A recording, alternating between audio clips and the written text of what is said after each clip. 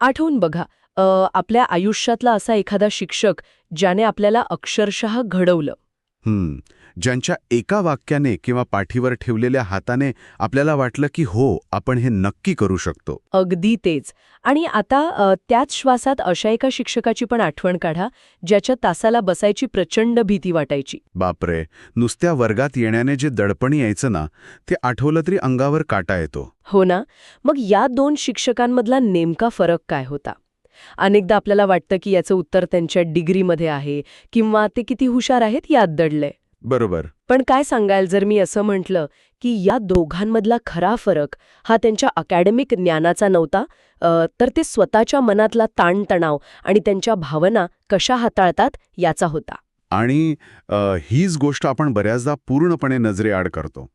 आपण जेव्हा शिक्षणाबद्दल बोलतो तेव्हा आपली सगळी चर्चा ही सिलेबस, परीक्षा किंवा शाळांच्या इन्फ्रास्ट्रक्चरवर येऊन थांबते. हो, नेहमीच तेच मुद्दे असतात. पण आजच्या आपल्या या सखोल चर्चेत ज्यासाठी आपण जो दस्तऐवज निवडला आहे, शिक्षकाचं व्यक्तिमत्व एक आदर्श रूपरेषा, ज्याला आपण द टीचर ब्लूप्रिंट म्हणू शकतो, तो या पारंपरिक समजुतीला थेट छेद देतो.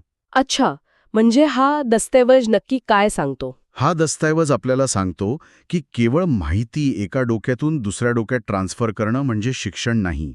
शिक्षण ही एक अत्यंत गुंतागुंतीची भावनिक आणि मानसिक प्रक्रिया आहे.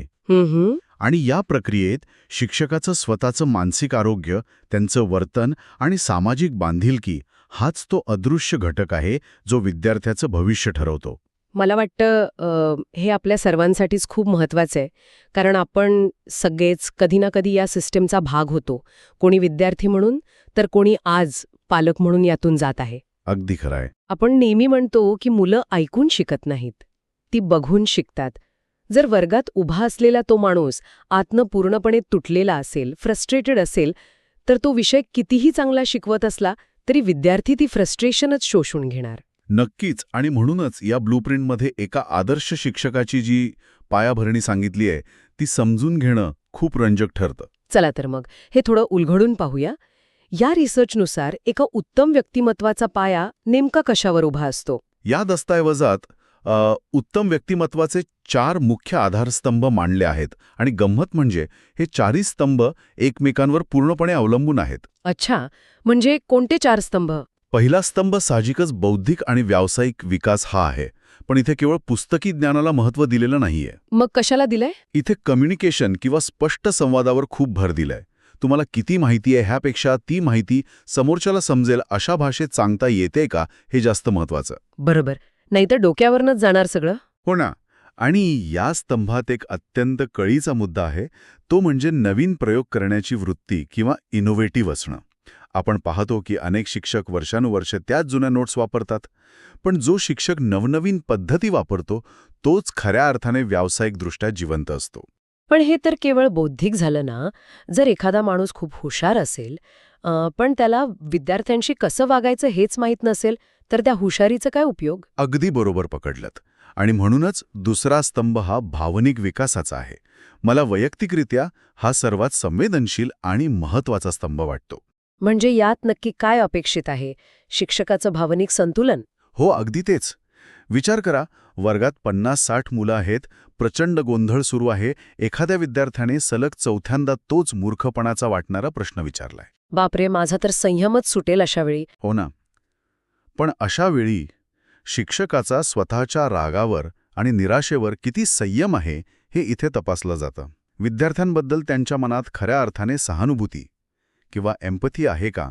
विद्यार्थ्यांच्या चुकांचा संयमाने स्वीकार करण्याची क्षमता याच भावनिक स्तंभातून येते. हे खूपच अवघड काम आहे. आणि बाकीचे 2 स्तंभ कोणते आहेत? तिसरा स्तंभ आहे नैतिक वशिष्ठ, ज्यामध्ये प्रामाणिकपणा, वक्तशीरपणा, न्याय आणि समता ही मूल्ये येतात. आणि चौथा स्तंभ आहे सामाजिक कौशल्य, म्हणजे शिक्षक इतर सहकारी, पालक आणि समाजाशी कसे संबंध प्रस्थापित करतात. हे सगळं ऐकताना मला एक गोष्ट प्रकर्षाने जाणवतीये. हे एखादा 4 पायांच्या खुर्चीसारखं आहे.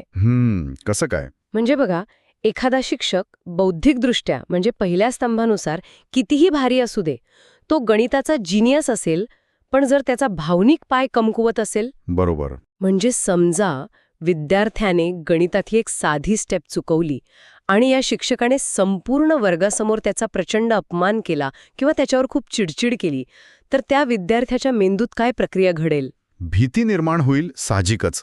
अगदी तेच. त्याच्या मेंदूत भीतीमुळे कॉर्टिसॉल नावाचं स्ट्रेस हॉर्मोन तयार होईल आणि त्याची शिकण्याची प्रक्रिया तिथेच ब्लॉक होईल. तो विद्यार्थी पुन्हा कधीच तो प्रश्न विचारण्याची हिंमत करणार नाही. हे अगदी अचूक विश्लेषण आहे तुमचं. म्हणजे केवळ एका भावनिक कमकुवतपणामुळे त्या गणिताच्या जिनियस असण्याचा सगळा डोलारा पत्त्यांच्या बंगल्यासारखा कोसळतो, नाही का? हो. आणि मानसशास्त्र हेच सांगतं की जेव्हा भीती असते तेव्हा मेंदूतील लर्निंग सेंटर शटडाऊन होतं. म्हणूनच या दस्तऐवजात मानसिक आरोग्याच्या गाभ्याला इतकं जास्त महत्त्व दिलंय.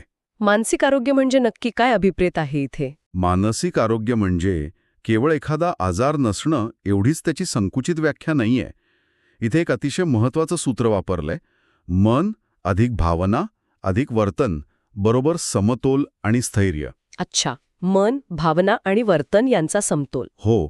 जेव्हा शिक्षकाचे स्वतःचे विचार आणि त्यांच्या भावना एकमेकांशी सुसंगत असतात तेव्हाच त्यांच्या वर्तनातून तो समतोल वर्गात दिसून येतो.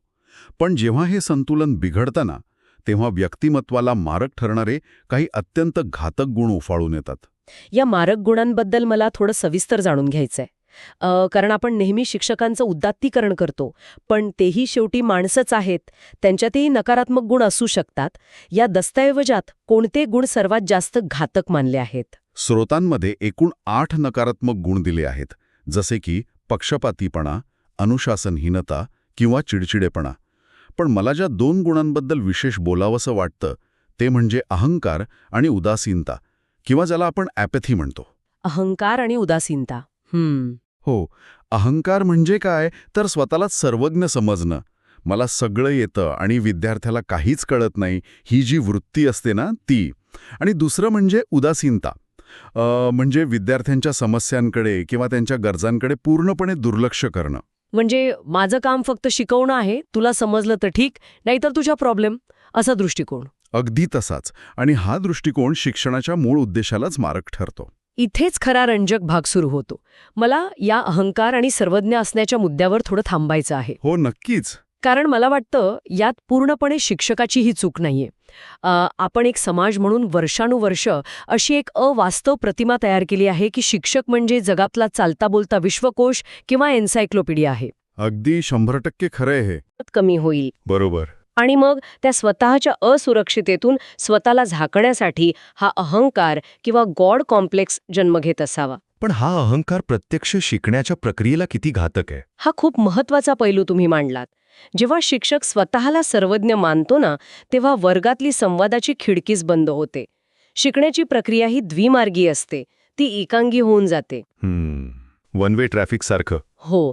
जर एखाद्या शिक्षकाने मोकळेपणाने मान्य केलं की अरे हा खूप छान प्रश्न आहे, मला याचं उत्तर आत्ता माहीत नाही, पण आपण मिळून शोधूया, तर तो शिक्षक त्या विद्यार्थ्याला फक्त माहिती देत नाही, तर तो काय शिकवतो? तो त्याला संशोधन कसं करावं हे शिकवत असतो. तो विद्यार्थ्याला शिकण्याची पद्धत शिकवत असतो. या माहितीत जे स्वपरीक्षण दिलं आहे त्यात हाच फरक स्पष्ट केलाय. निरोगी मानसिकतेचा शिक्षक अडचणींना आणि प्रश्नांना एक संधी मानतो. आणि नकारात्मक मानसिकतेचा शिक्षक तो प्रश्नांना स्वतःवरचा हल्ला मानतो आणि मग तो डिफेन्सिव्ह होऊन चिडचिड करतो. पण मग एक अत्यंत प्रॅक्टिकल प्रश्न असा निर्माण होतो की कुणीही माणूस सकाळी उठून ठरवत नाही की आज मी शाळेत जाऊन विद्यार्थ्यांवर ओरडणार आहे किंवा आज मी एकदम उदासीन वागणार आहे. साहजिकच आहे. हे जे नकारात्मक गुण आपण बघितले ते एखाद्या शिक्षकामध्ये एकाएकी थोडेच निर्माण होत असतील. यामागे नक्कीच काहीतरी खूप मोठी कारणं असली पाहिजेत. नक्कीच. आणि हाच या संपूर्ण चर्चेचा गाभा आहे. हे नकारात्मक गुण एका पोकळीत निर्माण होत नाहीत. दस्तऐवजाने यामागील कारणांचा म्हणजेच शिक्षकांवर असलेल्या ताणतणावांचा खूप सखोल वेध घेतला आहे. कोणते आहेत हे ताणतणाव? इथे ताणतणावाचे 3 मुख्य विभाग स्पष्ट केले आहेत. पहिला विभाग आहे शालेय व व्यावसायिक ताण. आपण फक्त अध्यापनाचा विचार करतो, पण आजकाल शिक्षकांना प्रशासकीय कामं, क्लार्कची कामं, अभ्यासक्रम वेळेत पूर्ण करण्याचा दबाव असतो. हो, आणि इलेक्शन ड्युटी वगैरे पण असतेच. अगदी बरोबर. हा ताण प्रचंड असतो. दुसरा विभाग आहे विद्यार्थी केंद्रित ताण. वर्गात 60 मुलं आहेत, प्रत्येकाची बुद्धिमत्ता वेगळी आहे, काहींचे वर्तनाचे प्रॉब्लेम आहेत. प्रत्येकाला समजून घेणं खरंच कठीण आहे. हो ना, या सर्वांना एकाच वेळी हाताळणं हे एखाद्या मानसिक सर्कसीसारखंच आहे. हे 2 ताण तर आपण समजू शकतो कारण ते त्यांच्या नोकरीचा भाग आहेत. पण मला वाटतं तिसरा ताण सगळ्यात घातक असावा. होय, तिसरा विभाग आहे वैयक्तिक व सामाजिक ताण. आणि हाच तो ताण आहे जो अनेकदा पूर्णपणे दुर्लक्षित राहतो. यात शिक्षकाच्या स्वतःच्या कौटुंबिक जबाबदाऱ्या येतात. आणि आर्थिक बाजू पण येत असेल यात. आर्थिक असुरक्षितता हा यातला सर्वात मोठा भाग आहे. समाजाच्या त्यांच्याकडून असलेल्या अपेक्षा आभाळा एवढ्या असतात, पण प्रत्यक्षात त्यांना मिळणारा पगार किंवा त्यांची आर्थिक स्थिती अनेकदा त्या प्रमाणात नसते. तर या सगळ्याचा अर्थ काय काढायचा? हे अतिशय भयंकर आहे. मला इथे एक चित्र डोळ्यासमोर उभं राहतंय. कसं चित्र? विचार करा, एखादा शिक्षक आहे, महिन्याच्या शेवटचा आठवडा सुरू आहे, त्याच्या घराचा किंवा गाडीचा हप्ता बाउन्स होण्याची वेळ आली आहे, किंवा त्याच्या स्वतःच्या मुलाला दवाखान्यात न्यायचंय आणि खिशात पैसे नाहीयेत. तो रात्री या आर्थिक चिंतेमुळे झोपू शकलेला नाहीये. खूपच तणावाची स्थिती आहे. सकाळी तो त्याच टेन्शनमध्ये शाळेत येतो. तिथे प्रिन्सिपल त्याला एका न केलेल्या क्लार्कच्या कामावरून ओरडतात. आता हा शिक्षक गणिताचा तास घेण्यासाठी वर्गात जातो आणि तिथे एखादा 7वीतल्या मुलाने त्याला एक साधा अपूर्णांकाचा प्रश्न विचारतो. आणि मग तिथे स्फोट होतो. अगदी. आता इथे जो स्फोट होतो त्याला आपण डॉमिनो इफेक्ट म्हणू शकतो. एका पाठोपाठ एक पडणारे पत्ते. त्या शिक्षकाची आर्थिक असुरक्षितता, त्याचा तो प्रशासकीय ताण, या सगळ्याचा राग त्या एका क्षणी त्या निष्पाप विद्यार्थ्यावर निघतो. शिक्षक त्याच्यावर प्रचंड ओरडतात. हो, ज्याचा विद्यार्थ्याशी काहीही संबंध नसतो. बरोबर ना? आता त्या विद्यार्थ्याला शिक्षकाचा EMI माहीत नाही. त्याला फक्त एवढंच वाटतं की मला गणित येत नाही म्हणून माझा अपमान झाला. तो विद्यार्थी गणिताची धास्ती घेतो. अगदी बरोबर. म्हणजे बघा, शिक्षकाच्या घरातली आर्थिक असुरक्षितता एका साखळी प्रक्रियेतून थेट त्या विद्यार्थ्याच्या मनात गणिताबद्दलची कायमस्वरूपी भीती म्हणून कशी ट्रान्सफर झाली. हे किती भयानक वास्तव आहे. हा जो तुम्ही डॉमिनो इफेक्ट सांगितला ना, तो ह्या दस्तऐवजातल्या मानसिकतेचा अध्यापनावर होणारा थेट परिणाम या संकल्पनेचा अचूक अर्थ आहे. तुम्ही दिलेले हे उदाहरण स्पष्ट करतं की वर्गात जे काही घडतं ते कधीच फक्त त्या 45 मिनिटापुरतं मर्यादित नसतं. हां, त्याचे पडसाद खूप खोलवर उमटतात. हो, जेव्हा शिक्षकाची मानसिकता सकारात्मक असते, ते स्वतःच्या वैयक्तिक आयुष्यात सुरक्षित आणि स्थिर असतात, तेव्हा वर्गात एक नैसर्गिक ऊर्जा असते. शिक्षक स्वतःहून नवीन प्रयोग करतात, विद्यार्थ्यांना चुका करण्याची मुभा देतात. आणि जर ते तणावात असतील तर? जेव्हा तोच शिक्षक आतून खचलेला असतो, आत्मविश्वासाच्या अभावातून किंवा ताणातून जात असतो, तेव्हा त्यांचं अध्यापन अत्यंत कंटाळवाण आणि यांत्रिक बनतं. याचा विद्यार्थ्यांवर होणारा थेट परिणाम म्हणजे त्यांच्यातली क्युरिओसिटी किंवा कुतूहल कायमचं मरून जातं. हे ऐकताना थोडी अस्वस्थता येते, कारण आपण विद्यार्थ्यांच्या यशाचं सगळं खापर त्यांच्या स्वतःच्या मेहनतीवर फोडतो, पण त्याची पाळेमुळं तर शिक्षकाच्या भावनिक स्थितीत दडलेली आहेत. अगदी खरंय. जर विद्यार्थ्यांच्या भवितव्यावर आणि पर्यायाने देशाच्या भवितव्यावर इतका गंभीर परिणाम होत असेल, तर यावर काही उपाय आहेत का? या सिस्टममध्ये अडकलेल्या शिक्षकांनी स्वतःला आणि स्वतःच्या मानसिक स्वास्थ्याला कसं जपायचं? यावर अत्यंत प्रॅक्टिकल आणि मानसशास्त्रीय दृष्टिकोनातून काही उपाय सुचवले आहेत. हे उपाय फक्त वरवरचे नाहीत. यात एक बेसिक स्तर आहे, तो म्हणजे शारीरिक आणि मानसिक शांती मिळवणं. म्हणजे योग आणि ध्यान वगैरे? हो, रोजच्या रुटीनमध्ये योग किंवा ध्यान यांचा अंतर्भाव करणं, यामुळे मेंदू शांत राहतो आणि रिॲक्टिव्ह होण्याऐवजी रिस्पॉन्सिव्ह होण्यास मदत होते. पण यातला जो सर्वात लक्षवेधी आणि मला वैयक्तिकरित्या आवडलेला उपाय आहे, तो म्हणजे छंद जोपासणे आणि प्रवास करणं. बापरे, खरंच छंद आणि प्रवास हा उपाय आहे. हो ना, बऱ्याचदा आपण शिक्षकांना सांगतो की तुम्ही फक्त वाचन करा, स्वतःला अपडेट ठेवा. पण हा दस्तऐवज स्पष्टपणे सांगतो की शिक्षकांनी स्वतःच्या विषयाव्यतिरिक्त इतर गोष्टींमध्ये रस घेतला पाहिजे. त्यांनी कला, संगीत, प्रवास यातून स्वतःला वेळ दिला पाहिजे. मला ही गोष्ट खरंच खूप आवडली आणि मला या मागचं लॉजिक खूप भारी वाटतं. विचार करा, शिक्षकांसाठी छंद जोपासणे आणि प्रवास करणं हा केवळ फावल्या वेळचा टाइमपास न मानता त्यांच्या मानसिक आरोग्यासाठी एक अधिकृत उपाय म्हणून मानलं गेला आहे. बरोबर. याला मानसशास्त्रात कॉग्निटिव्ह डिटॅचमेंट म्हणतात. म्हणजे जोपर्यंत तुम्ही तुमच्या कामातून पूर्णपणे डिस्कनेक्ट होऊन दुसरी एखादी गोष्ट करत नाही, तोपर्यंत तुमचा मेंदू रिफ्रेश होत नाही. अगदी अचूक शब्द वापरलात, डिटॅचमेंट. जर एखादा शिक्षक शाळेच्या 4 भिंतींच्या बाहेर जाऊन जग पाहणार नाही, निसर्ग अनुभवणार नाही, इतर क्षेत्रातील लोकांशी बोलणार नाही, तर तो वर्गात रोज सकाळी तेच जुने शिळे विचार घेऊन जाणार. हो, आणि मग तोचपणा येतो. हे जे छंद आहेत ना, ते त्यांना त्या उदासीनतेच्या किंवा बर्नआउटच्या गर्तेत जाण्यापासून वाचवणारी लाईफ जॅकेट आहेत. रविवारच्या दिवशी जो शिक्षक मनसोक्त ट्रेकिंग करून निसर्गाचा आनंद घेईल, तोच सोमवारी वर्गात विज्ञानाचा तास अत्यंत जिवंतपणे शिकवू शकेल. बरोबर. आणि जेव्हा एखादा शिक्षक अशा प्रकारे स्वतःला आतून रिफ्रेश आणि संतुलित ठेवतो, तेव्हा त्याचा थेट सकारात्मक परिणाम त्यांच्या व्यावसायिक वर्तनावर होतो. व्यावसायिक वर्तन म्हणजे प्रोफेशनल कंडक्ट. हो, हे व्यावसायिक वर्तन कसं असावं याचे काही स्पष्ट निकष दिले आहेत. जसं की वर्गातील प्रत्येक विद्यार्थ्याला मग तो कोणत्याही जातीचा, धर्माचा किंवा आर्थिक स्तराचा असो, समान वागणूक देणं. हे तर खूपच गरजेचं आहे. हे फक्त कागदावरचे नियम नाहीत, तर ही एक वृत्ती आहे. जेव्हा एखादा विद्यार्थी चूक करतो, तेव्हा त्याला लगेच शिक्षा करण्याऐवजी त्याला ती चूक का झाली हे संयमाने समजावून सांगणं. सर्वात महत्त्वाचं म्हणजे पारदर्शकता आणि सत्यनिष्ठा. जेव्हा शिक्षक स्वतः पारदर्शक असतो, कुणाशीही पक्षपातीपणा करत नाही, तेव्हा विद्यार्थीही नकळतपणे तोच प्रामाणिकपणा स्वतःमध्ये भिनवत असतात.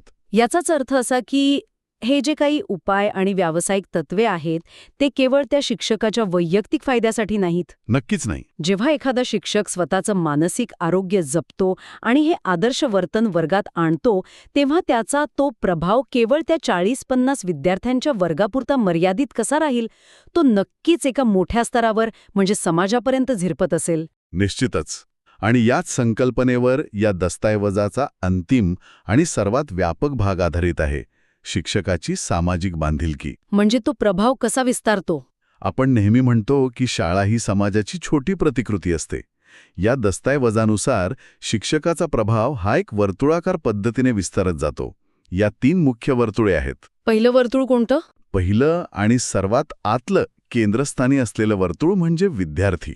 इथे शिक्षकाचा थेट संपर्क येतो आणि विद्यार्थ्याचा केवळ अभ्यास नाही, तर त्याचा नैतिक आणि सांस्कृतिक विकास घडतो. आणि दुसरं वर्तुळ आहे समाज. जेव्हा हे विद्यार्थी वर्गातून बाहेर पडून समाजात जातात, तेव्हा ते शिक्षकांचेच विचार पुढे घेऊन जातात. शिक्षक अनेकदा गावात किंवा शहरात एक आदर्श व्यक्ती म्हणून पाहिले जातात. त्यामुळे ते सामाजिक ऐक्य आणि बंधुता वाढवण्यासाठी एक रोल मॉडेल ठरतात. बरोबर. आणि तिसरं वर्तुळ? धारित पिढी घडते तेव्हा आपोआपच देशात लोकशाही मूल्यांचा आदर वाढतो, पर्यावरणाबद्दलची संवेदनशीलता वाढते. म्हणजे ते खूप मोठ्या स्तरावर काम करतं. हो ना. थोडक्यात सांगायचं तर शिक्षक हा फक्त माहिती देणारा नाहीये, तर तो एक दुवा किंवा ब्रिज आहे, जो आजच्या कुटुंबाला उद्याच्या निरोगी समाजाशी आणि राष्ट्राशी जोडतो. जर आपण याला मोठ्या चित्राशी जोडलं तर मला हे एखादा सॉफ्टवेअर प्रोग्रॅमिंग सारखं वाटतंय. अरे वा, म्हणजे कसं? म्हणजे बघा, आपण नेहमी तीच जुनी उपमा देतो की शांत तळ्यात खडा मारल्यावर जसे तरंग उठतात, तसा शिक्षकाचा प्रभाव असतो. पण आजच्या भाषेत सांगायचं तर शिक्षक हा पुढच्या पिढीचं बिहेवियरल सॉफ्टवेअर लिहित आहे. खूपच छान उपमा आहे ही. वर्गात जेव्हा शिक्षक 2 विद्यार्थ्यांमधलं भांडण शांतपणे आणि न्यायाने सोडवतो, तेव्हा तो त्या 40 विद्यार्थ्यांच्या मेंदूत कॉन्फ्लिक्ट रेझोल्युशनचा कोड लिहित असतो. हेच विद्यार्थी जेव्हा मोठे होऊन समाजाचा भाग बनतात, तेव्हा ते देशातले धार्मिक किंवा सामाजिक प्रश्न त्याच न्यायाने आणि संयमाने सोडवण्याची शक्यता वाढते. अगदी अचूक. म्हणजे एका शिक्षकाने स्वतःच्या रागावर नियंत्रण ठेवून घेतलेला एक लहानसा निर्णय भविष्यातल्या एका मोठ्या सामाजिक दंगलीला रोखू शकतो. एक व्यक्ती किती मोठा आणि खोलवर बदल घडवू शकते याची आपण कल्पनाही करू शकत नाही. हे उदाहरण या संपूर्ण चर्चेचं मर्म अगदी सोप्या भाषेत सांगून जातं. आणि म्हणूनच शिक्षकाच्या या भूमिकेला केवळ 9 ते 5 ची नोकरी या चौकटीत बसवणं हा त्यांच्यावरही आणि समाजावरही खूप मोठा अन्याय ठरेल. हो ना. ते भविष्यातल्या राष्ट्राचे शिल्पकार नक्कीच आहेत. पण हे शिल्प घडवण्यासाठी आधी त्यांच्या स्वतःच्या हातांमध्ये, त्यांच्या स्वतःच्या आयुष्यात आणि त्यांच्या मानसिक स्थितीत एक स्थैर्य असणं अत्यंत गरजेचं आहे. तो पाया जर डळमळीत असेल तर आपण कितीही आधुनिक तंत्रज्ञान आणलं तरी शिक्षणाची इमारत मजबूत होणार नाही. आजच्या या सखोल चर्चेतून मला वाटतं आपण एक खूप वेगळा आणि महत्त्वाचा दृष्टिकोन मिळवला आहे. नक्कीच. आपण पाहिलं की एका शिक्षकाचं व्यक्तिमत्व हे केवळ बौद्धिक आणि नैतिक या स्तंभांवर उभं नसतं, तर ते त्यांच्या मानसिक आरोग्याच्या इंजिनवर चालत असतं. त्यांचा स्वतःचा ताणतणाव, त्यांच्यावरील प्रशासकीय आणि आर्थिक दबाव आणि त्यातून निर्माण होणारा त्यांचा दृष्टिकोन, हे सगळे घटक डॉमिनो इफेक्टद्वारे थेट विद्यार्थ्याचं भविष्य घडवत असतात किंवा बिघडवत असतात. आणि हेही तितकंच खरं आहे की मानसिक स्वास्थ्य ही काही एका रात्रीत मिळणारी किंवा आपोआप होणारी गोष्ट नाही. ती जाणीवपूर्वक आणि रोज जोपासावी लागणारी सवय आहे. हो, त्यासाठी प्रयत्न करावे लागतात. जेव्हा समाज, पालक आणि विशेषतः शिक्षण व्यवस्था या सगळ्या गोष्टी शिक्षकांना हा समतोल राखण्यासाठी एक सुरक्षित आणि पोषक वातावरण देतील, तेव्हाच खऱ्या अर्थाने आपण एका सुदृढ आणि प्रगल्भ भविष्याची अपेक्षा करू शकतो. आजची ही माहिती केवळ शिक्षण क्षेत्रात काम करणाऱ्यांसाठी नाही, तर हे ऐकणाऱ्या आपल्या प्रत्येकासाठी अत्यंत महत्त्वाची आहे. कारण आपण सर्वजण या व्यवस्थेचे ग्राहक आहोत, कधी विद्यार्थी म्हणून तर कधी पालक म्हणून. एका शिक्षकाचे मानसिक स्वास्थ्य हे अप्रत्यक्षपणे संपूर्ण समाजाचे, पर्यायाने आपले स्वतःचे स्वास्थ्य ठरवत असते. अगदी खरंय. जाता जाता मला एका अत्यंत वेगळ्या आणि थोड्या प्रगल्भ विचारावर मनन करण्यासाठी थांबायचं आहे. कोणता विचार? आपण नेहमी म्हणतो की मुले अभ्यासक्रमातून शिकण्यापेक्षा शिक्षकांचे अनुकरण करून जास्त शिकतात. जर हे खरं असेल आणि जर शिक्षकाचे स्वतःचं मानसिक आरोग्य, त्यांचा संकटांचा सामना करण्याचा दृष्टिकोन हाच खऱ्या अर्थाने पुढच्या पिढीला शिकवला जाणारा सर्वात महत्त्वाचा अलिखित अभ्यासक्रम असेल, तर मग एक समाज म्हणून आपण विचार करायला हवा. आपली सर्वात मोठी गुंतवणूक ही फक्त नवनवीन चकचकीत पुस्तकांमध्ये, एअर कंडिशन शाळांमध्ये किंवा लाखो रुपयांच्या स्मार्ट बोर्ड्समध्ये असायला हवी का? बरोबर प्रश्न आहे हा. किती गुंतवणूक अशा एका भक्कम व्यवस्थेमध्ये असायला हवी, जी आपल्या शिक्षकांना आर्थिक, मानसिक आणि सामाजिक पातळीवर एक अभेद्य आधार देईल. कारण शेवटी जर शिक्षकाचं मनच तणावाखाली असेल, तर त्या स्मार्ट बोर्डवर दिसणारी आधुनिक माहिती केवळ एक यांत्रिक डेटाच राहील. त्यात माणूस घडवण्याची ताकद कधीच येणार नाही. विचार करा.